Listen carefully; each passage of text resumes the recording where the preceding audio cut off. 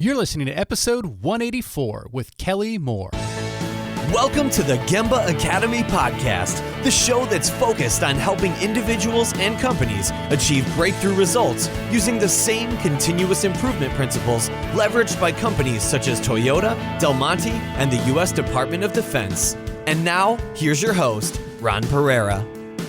Hey there, this is Ron Pereira with Gemba Academy, and I'd like to welcome you to another edition of the Gemba Academy podcast. As always, thank you so much for taking time out of your day and your week to listen to the show, and for watching our Lean and Six Sigma training videos over at GembaAcademy.com. We definitely appreciate each and every one of you. Now, today, I'm excited to welcome my friend, Kelly Moore, to the show. Now, Kelly, I've known Kelly for, many, many years. We kind of talk about how we first came to meet one another, and Kelly's and her company have been longtime subscribers to Gemba Academy, so that's how we've gotten to know her over the years. And Kelly is, as you're going to hear, one of the most humble, kind, lean thinkers that you're ever going to meet. Kelly is constantly making comments like, how much more they have to learn and how much better they need to be. And I think that's what really makes Kelly one of my favorite lean thinkers, is that she knows that we're never done learning here within Lean. But I got to tell you, Kelly and her organization are doing some amazing work. And while she would never admit it, they're doing some really, really good stuff. And I'm always excited to talk to her to hear what they're up to. Now, the theme of today's show is really problem solving. And so we're going to spend quite a bit of time kind of talking about Kelly's journey with problem solving, talking about things such as sort of the Toyota Kata approach or PDCA approach that Kelly and her organization are practicing.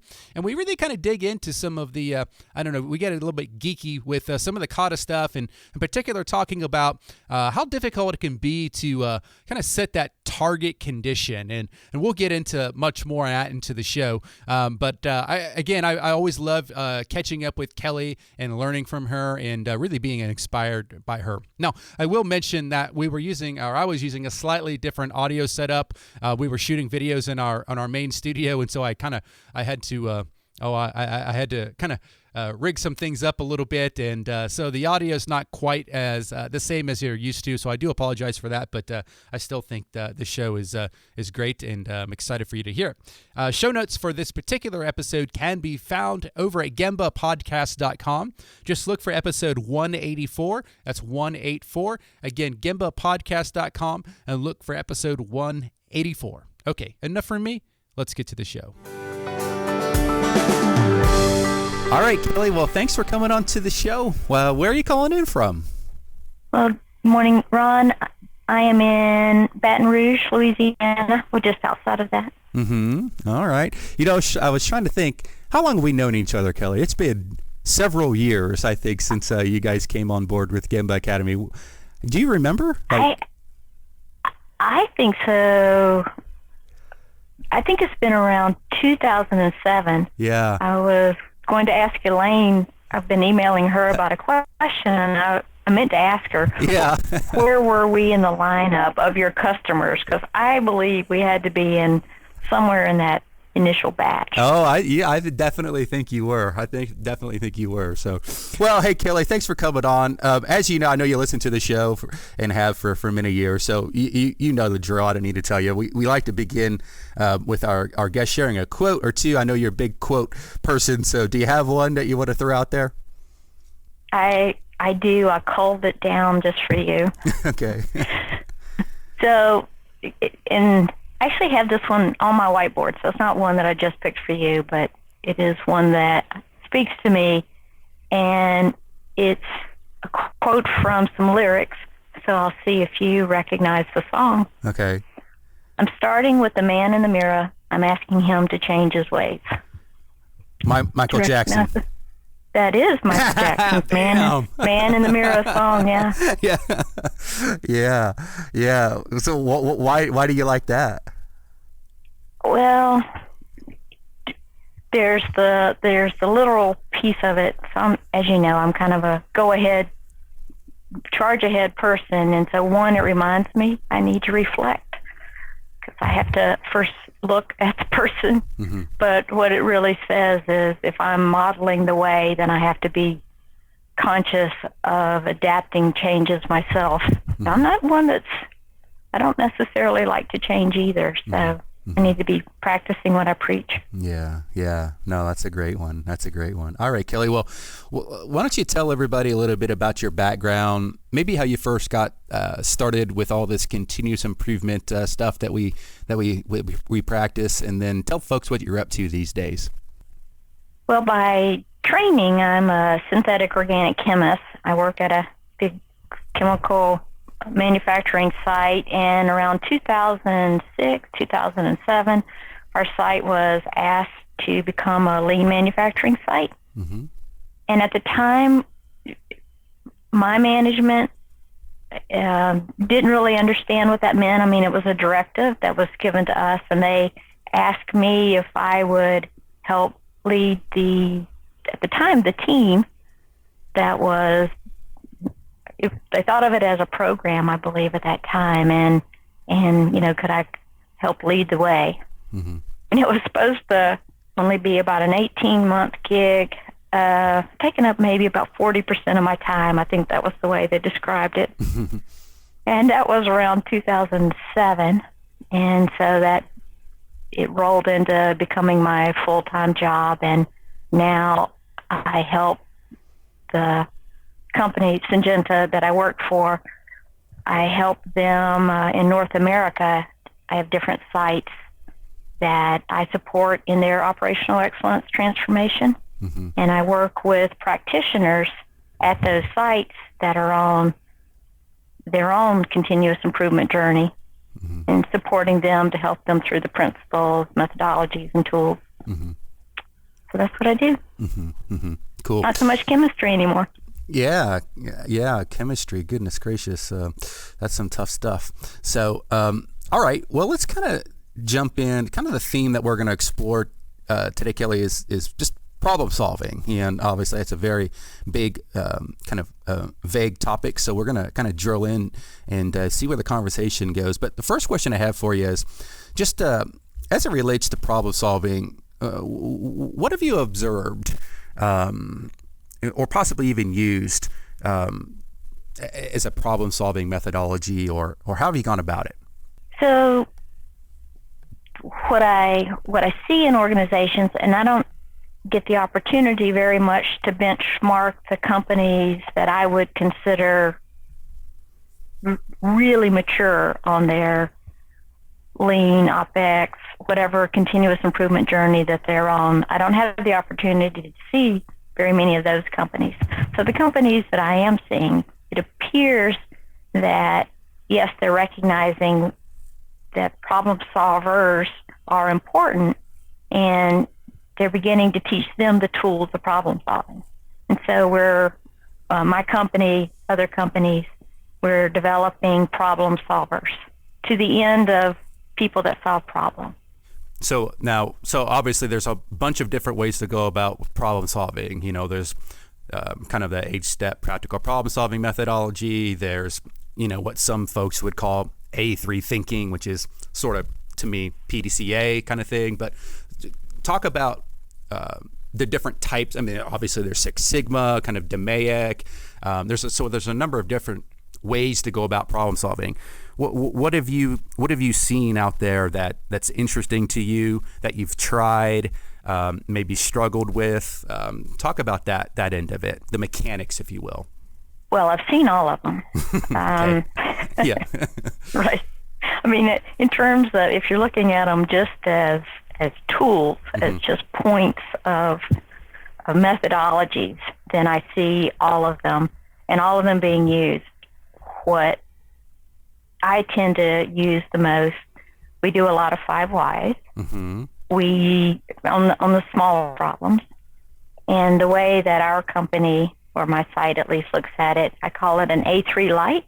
And so we're not just doing the 5 whys, but we're trying to touch on some of the elements of the A3 thinking, so mm-hmm. the 8-step methodology. Mm-hmm.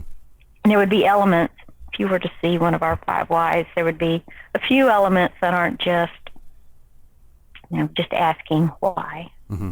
Mm-hmm. And I work with different groups or different people to try to hone their skills. Because, I mean, a lot of people believe 5 whys are easy, but just like everything, it's one of those that are simple, but not necessarily easy.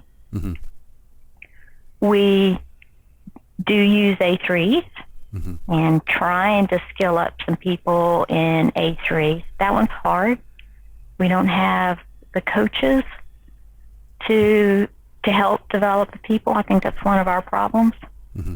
Yeah. So when you say that you don't have the coaches and A3 is hard, tell me more. What do you mean by that? Well, the way that I believe that A3s are supposed to be used, the way that I was taught, and I was fortunate enough that Tracy Richardson was my instructor. Mm-hmm. That's a good instructor. Yeah, I mean, if you're going to do A3s, that's about as good as it gets. Instructor. Yeah. And so you're not doing an A3 by yourself. Right. That you have someone that you're bouncing your ideas, of challenging your thoughts. Mm-hmm. And where we are in our maturity, it's difficult to find the people that have the skills to challenge the learner as they're doing their A3s. Mm-hmm. And the same thing with the PDCA cycles. So I don't use the term Toyota Kata. I want people to realize exactly what it is that we're learning. What are we practicing? And so we're practicing PDCA cycles, and that's what we call it. Mm-hmm. And on our site, we have a lot of success with that, and on the different sites I support. Yeah. But again, it's all about the coach. Yeah, no, exactly. I think in my opinion, like whether it's an A3, document or Kata storyboard or whatever it is, I think a lot of times we have the tendency to fall into the trap that it's about the piece of paper when in fact it's not about the piece of paper. It's about it's about the thinking behind what is documented, the story that is documented on the paper. The paper is just a way to tell your story. But yeah, to your point, it is the coaching, it is the mentoring, it is the exploration of the problem that is the power. So why do you think so many? Is it the books that are written? Is it I don't know, the conferences or the seminars that we go to that people fall into the trap that, like I would say one of the most common questions we get on A3 is, do you have an A3 template? And I'm like, I don't know, maybe a piece of paper, try that, right? Just grab a piece of paper. So why is it that we want a template, that we want to know how big the box for the background should be, right? Why do you think that is? Well, I think as learners, and when you're learning the process, to understand the type of information that the form helps with that, or a form helps to describe what information are you looking for, what's your next step of your process. Oh, I got to get to my background information. I need to understand my target and my goals, and okay, it's kind of the first box of information. And I'm hoping that any practitioner that I have coached would be laughing, because I, like you, would say, get your pencil and blank sheet of paper out. Yeah. And it's all about the flow of information and not filling out the boxes that are on the piece of paper. Mm-hmm. Mm-hmm. So, it's easy to, and I hate to say it, but it's easy to pencil whip a form, and you can look like you've completed a problem, but have you really? Yeah. Perhaps, maybe you have all the information there. Mm-hmm. Mm-hmm. So talk about your journey then with your organization, and maybe talk about, so you've observed other organizations and you've seen how they've gone about it. You've gone to great training and you've watched videos and so forth. But what led to a reflection that perhaps the approach that you guys began with, or even are currently using, is maybe it's a little different than what other folks are using, if in fact it is different? Yeah, and I guess that's what I'm struggling with. Is it different, or are we just on a different point on the curve? That's really, I guess, a question that I'll have for you as we get to it. But I read a lot, and I read a number of books in quick succession, and it made me wonder if our approach and the approach that I've observed of other companies, is it the same approach that some of these more mature companies have? And so I read Michael Ballet's Lead with Lean, not the Lead with Respect one, but Lead with Lean. Mm-hmm. The Work of Management with Jim Lancaster, and then Tracy and Ernie's book, The Toyota Engagement Equation. Mm-hmm. There might have been another one in there, not sure. But in that, they began describing how they're growing people. And the tools that they're using to grow people are methodologies of problem solving. And it made me reflect on how I was using problem solving, and that was beginning to teach people the methodologies of problem solving with an end result of problem solving. So are you conflicted on, sounds odd, are you too focused on problem solving and not focused enough on people development? Is that where you're getting? Well, I wonder, is it that? Are they different? Or are they the same? This is one of the questions that keeps me up at night, because in terms of an outcome, it seems as though the outcome is going to be the same, that we have problem solvers. Mm-hmm. But in one instance, if I begin splitting it up, it seems like we just have a collection of problem solvers. And in the more mature companies, it looks like their culture of problem solving leads more to a learning environment. Yeah, that's interesting. So, we spent a lot of time talking about the learning organization, right? Versus a problem-solving organization, and are they one and the same, or are they different? Yeah, does it matter? It's pretty deep, really, if you think about it. Right. Yeah, I mean, I don't know. What do you think? Well, it's I've thought a lot about this, and I don't know the answer, but it seems as though if we're getting a collection of problem solvers, then again, we're just focused on a result. And so it's about the problem solution, and maybe not as much about the how of getting that solution. And if we go back to Managing to Learn, the John Shook book, then you would see the role of the coach in really, really making the learner go through different reflections. It wasn't just about getting solutions. It was really about understanding the problem, and then how can we apply what we learn to other parts of the organization and really leverage that learning. Something that just went through my mind. So I coach a couple of my kids' soccer teams. I've coached teams over the years, and I'm coaching my older daughter's team right now to under 16. So girls are 14, 15 years old, and so they're old enough now that they've played for a while and won a lot of games, lost a lot of games, sort of thing like that. And I've got to the point now to where I really believe that it isn't about did we win or did we lose. It is about did we do our best? Did we play and conduct ourselves with character? And if we can answer yes to both of those things, that we did our best and we played with high character, then we've won, no matter the result. And I almost believe that that's what we need to be thinking about as continuous improvement practitioners, is have we done our very best, sure, character but being ethical and different things like that. And I think that is where the respect for people side comes in, because I think you probably could have this incredible problem solving machine, right, of angry robots, right? And I don't think that's the spirit. And I know that's not what you do, Kelly. I mean, you don't give yourself enough credit, but you definitely conduct yourself with very, very high character. I've known you for years. And so, but I think that's what it is. And the fact that you stay up at night and that you worry about this, to me, says that you are conducting yourself with character, and the folks that you're mentoring more than likely do as well.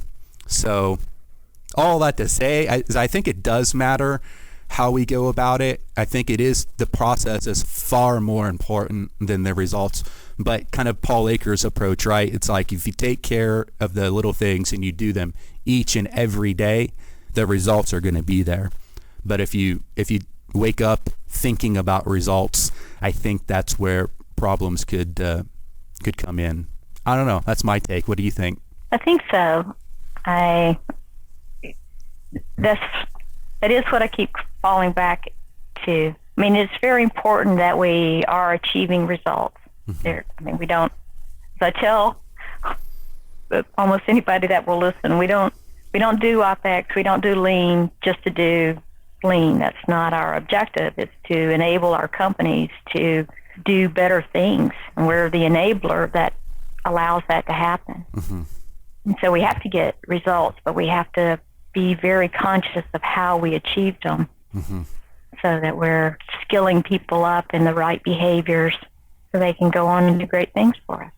Yeah, it's kind of like, and we've talked about this on the show before and written articles and so forth, that, a lot of, we talk about lean is all about the people, and it is all about the people.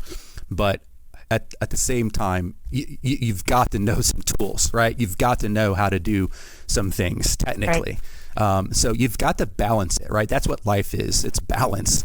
And I don't know. And so it almost feels like the lean movement comes in waves. Right now we're on this wave of, kind of Toyota Kata style, methodologies is very important, very, very popular, and conferences dedicated to it now. And it's great stuff, right? We practice it ourselves here.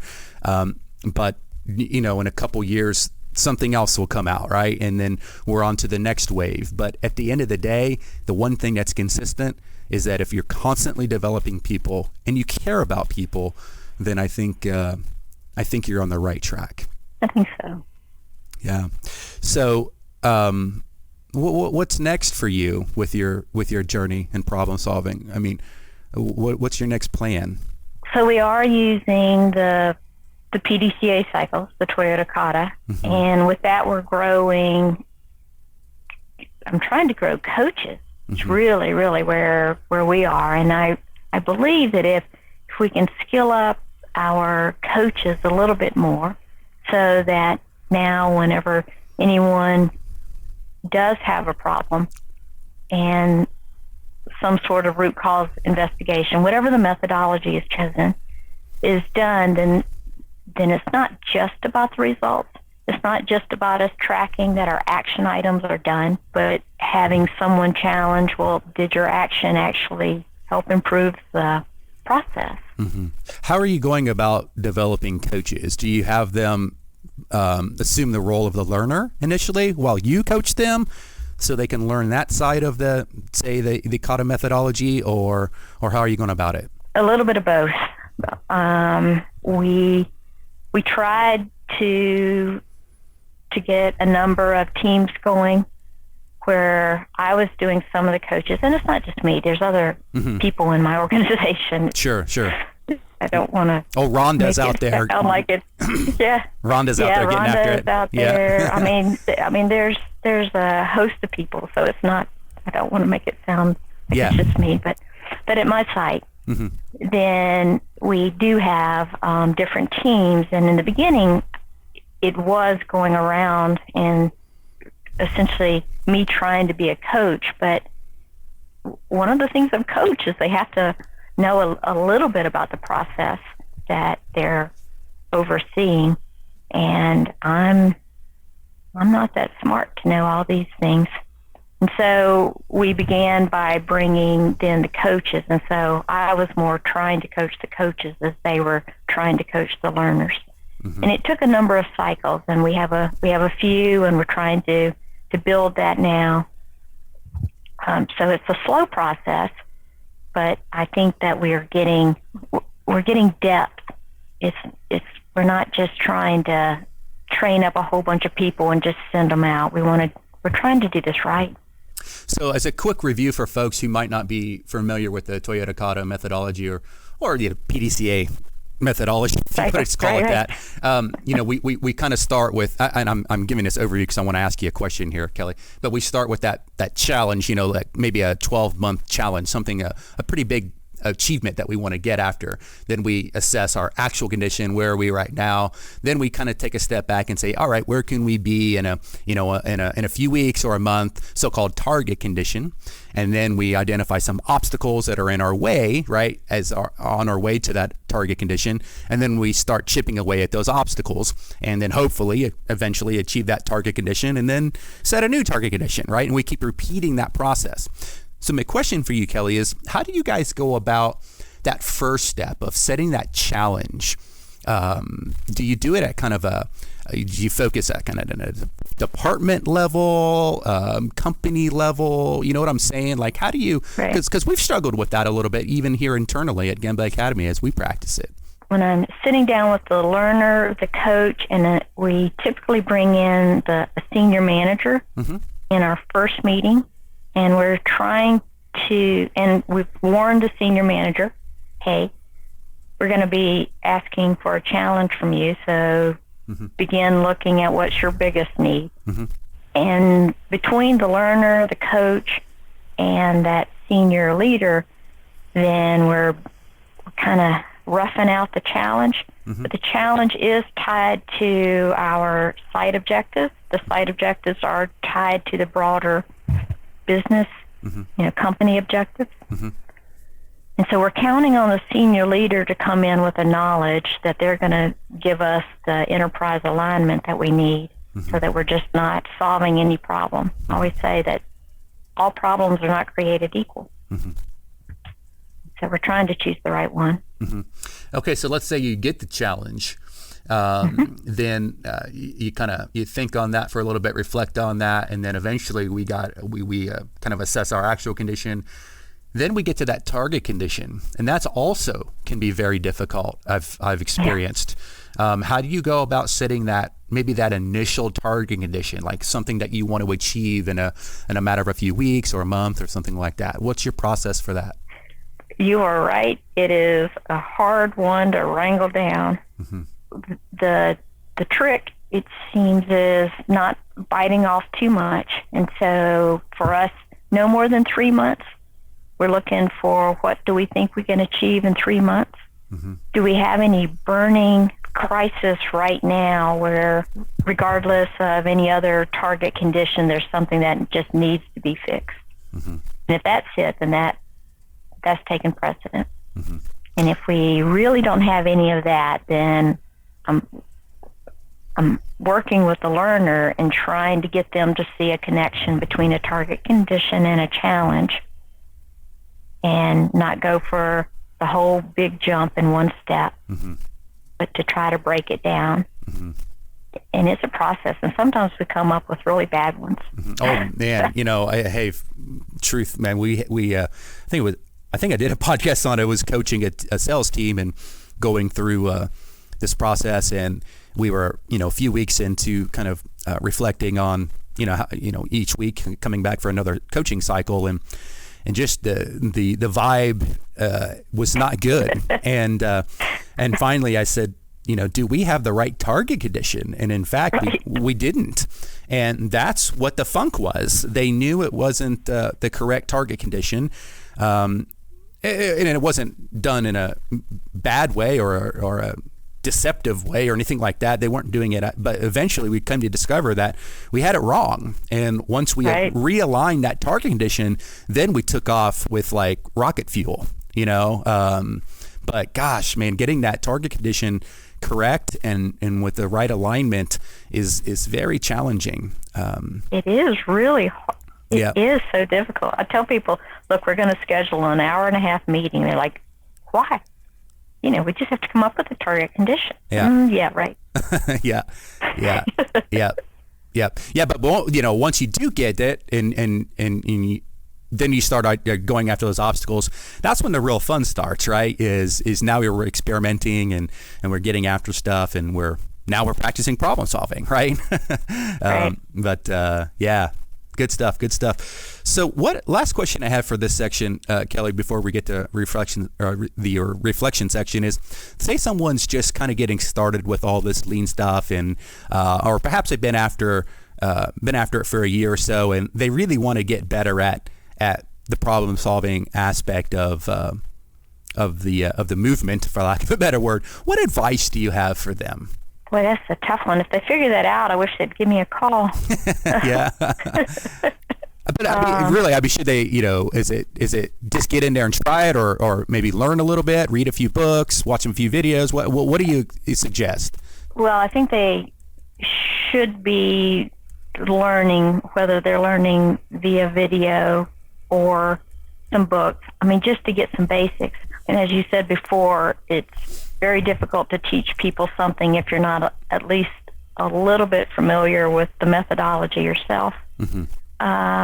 The PDCA methodology is, because Mike Rother has done such a nice job of laying it out, and there's so much information out there, mm-hmm. is the easiest to follow. Mm-hmm. And I'm not certain, though, that if you're in a reactive mode of problem solving versus that proactive continuous improvement mode, that you would have the skills to begin to figure out, well, why didn't my experiment work? Mm-hmm. I mean, at times you're almost having to do a little bit of a 5 why just to figure out, well, mm-hmm. what went wrong? Mm-hmm. And I guess I would start with 5 whys mm-hmm. if I was just starting out, and that's typically where I start people. Mm-hmm. Yeah, we actually have a podcast coming out. Gosh, I record so many podcasts, I'm not even sure which one's been released. But I actually interviewed John Miller, my business partner. Maybe it comes out this week. But it was focused on 5 why, and so we really kind of dug into the whole 5 why concept. And something that he told me that I didn't know was that the original kind of Japanese is more closer. Instead of 5 why, it's more like why. So it's not necessarily, as you know, it doesn't have to be 5 whys, right? It can be sure. 3, it could be 15, but more like he used the analogy of how we talk about a faucet kind of drip. 5 why, it's like why, and so it's that thinking, that cyclical thinking of asking why. That's the power of it. But yeah, 5 why is very difficult as well, right, to do correctly. And you had 3 teams could do the 5 why on the same problem and come up with 3 totally different potential causes. Yeah, and all 3 of them there may be truth in all of them, right? So there might be. Yeah. Right. Yeah. And at some point, as you're going down, ours are most often trees. We must not be skilled enough, because ours are seldom just a linear one branch going down. But at some point, it seems the questions shift to, rather than just a straight why, but you have to begin really focusing on, why is this a problem? Mm-hmm. Yeah, and sometimes we have to slip in the whole how and that type of thinking as well. So, well, good stuff. All right, Kelly. Well, we could talk about problem solving all day, but for the sake of time here, let's jump into the reflection section. And this first one is a oldie but goodie, is with those 2 pillars of continuous improvement or lean, if you will. The first pillar being continuous improvement, the tools, the things that we can touch and do. But that second pillar is sometimes a little bit harder to wrap our arms around: respect for people. So I'm curious, what does respect for people mean to you, Kelly? That's a very tough one to answer. You've had how many podcasts thus far, and you've had some terrific answers. Yeah. So I agree with almost everything everyone else has already said. Yeah. And building past just the, we need to be practicing the golden rule kind of an answer, I like the way the Shingo model begins to describe it when they're talking about respect for people. And they say, if you're respectful of people, then you're going to be providing a safe, environmentally sound workplace. You're going to be giving people good work instructions because that's respectful of the person. And that, to me, builds it a little bit more than, oh, I'm just going to be nice to you, because respect isn't about being nice. It's about, treating them. I hate to use the word nice, but it's so much more than that. Yeah. If you need to tell someone that, to correct them so that you can improve the way they're doing their work, then that would be respectful of that person. Mm-hmm. Yeah, and not correcting them would be disrespectful, I would say. It would be disrespectful, exactly. Yeah, no, for sure. Kelly, I know you've been at this for a long time. What's some of the best advice you've ever received? The best advice came from a colleague of mine. At the time, I was leading the steering team for our continuous improvement journey on my plant site. And in the room, I was, and I still am, the junior person. And so I'm leading the team, but it's our senior management that's part of our team. And I was brought up to be very respectful of people's positions, which I am. And I'm also extremely respectful of the individuals that are filling that role of who they are. Mm-hmm. And so I wouldn't always lead the team decisively. I would be deferring more to their rank rather than my role. And the individual told me to own it. Mm-hmm. He said, Kelly, you're not doing us any good. We need someone to lead this team, so own it. Mm-hmm. It gave me a different way of looking at it. Well, how did you feel when they said that initially? I realized that they were right, because I could see how I would let conversations go too long, rather than correctly facilitating a meeting. Mm-hmm. It gave me a sense of empowerment. It's hard to describe, but it changed the way that I now approach that meeting. Mm-hmm. That was a long time ago. Can you think of an experiment or a project that didn't turn out as you hoped? And if so, what did you learn? Like everybody, it's like, can we think of one that did turn, yeah, right. It did turn out right. Probably, I don't know so much of an experiment, but an approach. When I was first asked to lead the team, like many people, I was told to, essentially roll out lean was my directive. Mm-hmm. We didn't know better at that time. Mm-hmm. And if someone gave me an assignment, then by golly, I'm going to complete my assignment. And so often I would go into areas, and if they were resistant, then it would be up to me I felt like, to more or less kind of bulldoze through there, because I had an objective. And probably my biggest learning was, this isn't about me. And so I'll take hits sometimes on my performance, because it's better for the area that I'm going into if we slow down, mm-hmm. if we can get them to come around, if we recognize the obstacles that are in their way, because, people come to work every single day to do a really good job. Mm-hmm. And we just have to understand what's standing in their way. At the beginning of the show, you talked about the moment that they told you, hey, Kelly, we want you to go look at this lean stuff, and 40% of your time. So that day, let's go back to that day. Now let's say that we've advanced in technology, and we're able to send current day 2017 Kelly back to her old self, and you have 5 minutes to spend with your old self to give your old self some advice, and it can't be stock market related. Okay, it has to be continuous improvement related. What advice, if any, would you give yourself? Own it. That would be probably my number one. Own it. Start learning faster. So it took me a while to discover the wealth of knowledge and books that was out there. I don't know what I was doing, but I wasn't necessarily utilizing all of the resources that are available. Mm-hmm. And of course I would back off and our job is to apply positive pressure, mm-hmm. but not to bulldoze people. Mm-hmm. And so that balance. Mm-hmm. And then I would also have started a lot earlier with the management disciplines, the Creating a Lean Culture book of David Mann, mm-hmm. using some of the methodologies that are listed in that book much earlier than we got to them. Mm-hmm. What are you most proud of as it relates to your journey? The transformation of an individual.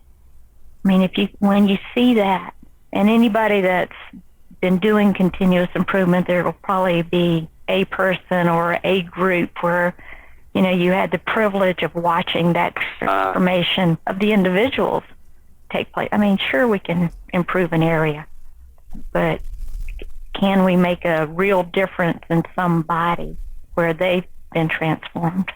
So. And I don't want you to use any name, and I hate to put you on the spot, but can you think of a situation where maybe you experienced Sure. this? One time. And so I think, at least in my case, one of the reasons I keep getting up in every day is to see if I can't have that again. Because once you see it, boy, you want it again. You've had it, right? Yeah, I have.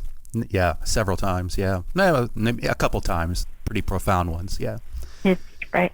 So I was at a site, and I was teaching the job instruction. Mm-hmm. And at the beginning of the week, I'm dealing with a somewhat nervous group of ladies. And then they didn't have a whole lot of confidence.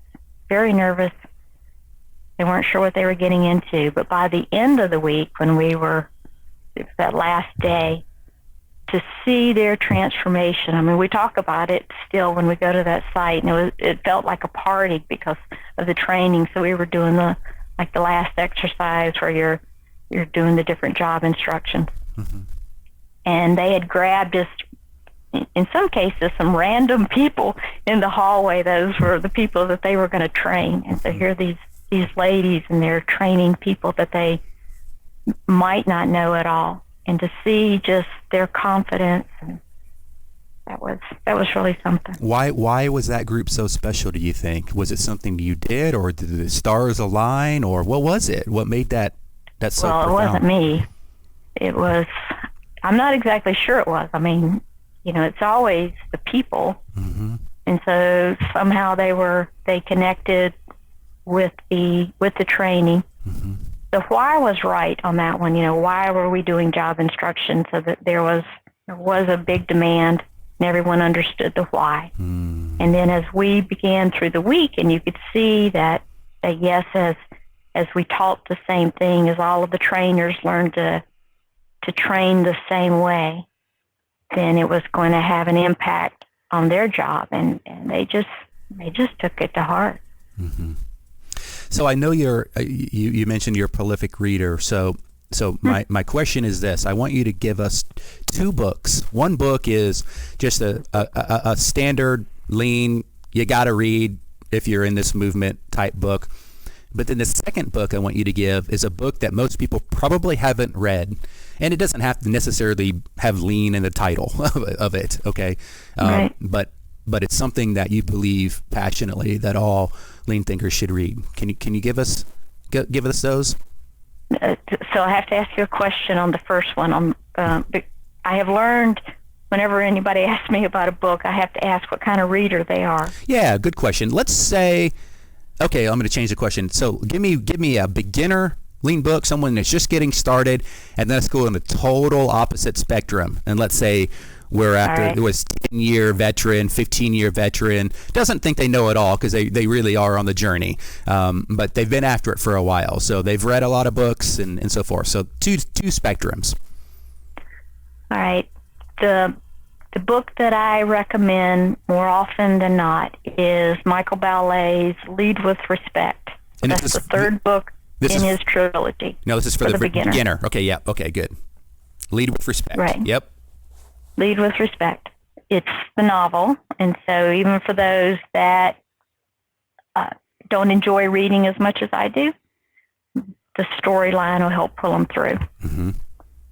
All right. So you asked me the hard one. I like Jeff Liker's, whatever his lean leadership one is. There's a whole bunch of Toyota ways. Mm-hmm. I've read almost all of those. Do you ever read any books that just that are maybe slightly outside of the?